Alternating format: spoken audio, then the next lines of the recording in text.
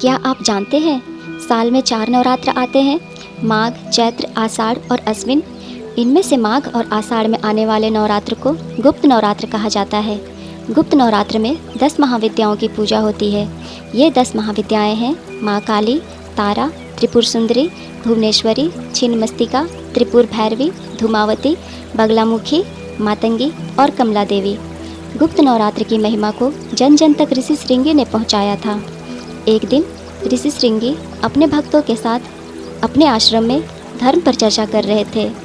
चर्चा समाप्त होने पर एक महिला उनके पास आई और दुखी होकर बोली कि उसका पति अनीतिपूर्ण कार्य करता है। बार बार समझाने पर भी उसमें कोई परिवर्तन नहीं हो रहा है और इस वजह से घर में कलेश बनी रहती है। कृपा कर कोई ऐसा उपाय बताएं जिससे शीघ्र ही उनके व्यसन को दूर किया जा सके। तब ऋषि श्रृंगी ने उस महिला को गुप्त नवरात्र की महिमा के बारे में बताया और 10 महाविद्याओं की आराधना करने को कहा। ऋषि श्रृंगी ने कहा कि यह उपासना शीघ्र फलदायी है और इससे उससे अवश्य लाभ होगा।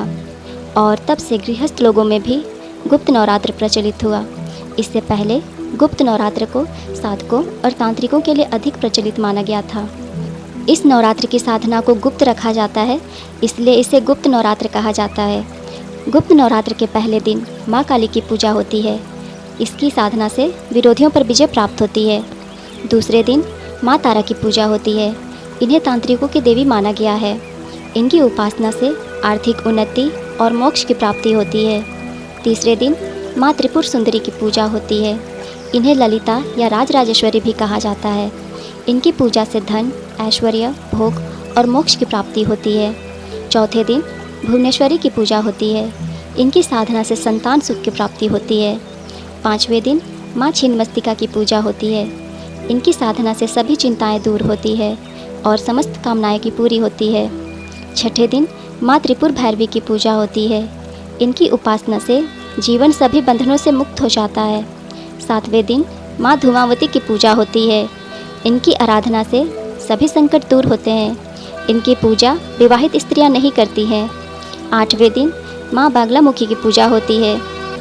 इनकी उपासना से भय से मुक्ति मिलती है और वाक सिद्धि प्राप्त होती है।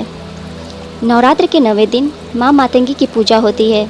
इनकी उपासना से गृहस्थ जीवन में खुशहाली आती है और परस्पर प्रेम बढ़ता है। नवरात्र के 10वें दिन माँ कमला की पूजा होती है।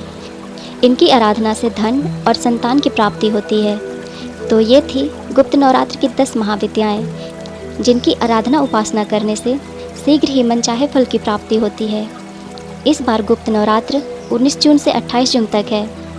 तो ऐसे ही वीडियोस के लिए बने रहे मेरे चैनल के साथ। तो इसे लाइक और सब्सक्राइब करना ना भूलें। राधे राधे।